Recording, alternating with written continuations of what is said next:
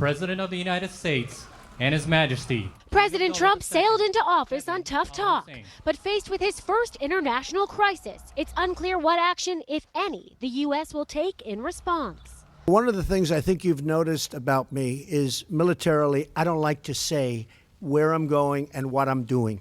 I'm not saying I'm doing anything one way or the other, but I'm certainly not going to be telling you.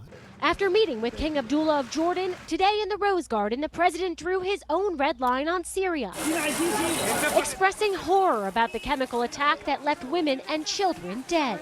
When you kill innocent children, innocent babies, little babies, with a chemical gas that is so lethal, people were shocked to hear what gas it was. That crosses many, many lines, beyond the red line, many, many lines. The primary focus of Trump's Middle East policy, defeating ISIS, while laying the blame for other foreign policy quandaries from Syria to nuclear threats at the feet of former President Obama. Even as he played the blame game today, Trump acknowledged that now he's the one in charge.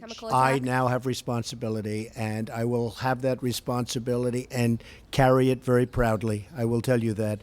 It is now my responsibility. It was a great opportunity missed. Today, congressional leaders on both sides of the aisle pointed to Syria as Trump's first true foreign policy test.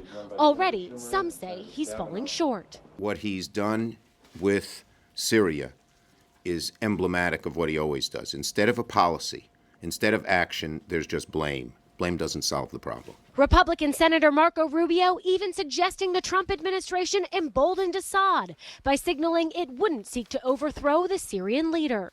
It's my belief that if you're Bashar al-Assad and you read that it is no longer a priority of the United States to have you removed from power, I believe that is an incentive to act with impunity. Today, Trump offered no criticism of Russia's support for Assad, saying only that his view of Assad was evolving. My attitude toward Syria and Assad has changed very much. But the biggest meeting of the week comes tomorrow, when Trump sits down with the Chinese president at his luxury resort in Mar-a-Lago. After putting China on notice over North Korea's nuclear program. That's another responsibility we have, and that's called the country of North Korea. We have a big problem. All of this as staff intrigue continues swirling in the West Wing. The president removing one of his top advisors, Steve Bannon, from the National Security Council. The move, a demotion for Bannon and a victory for H.R. McMaster, who Trump tapped in February to lead the council.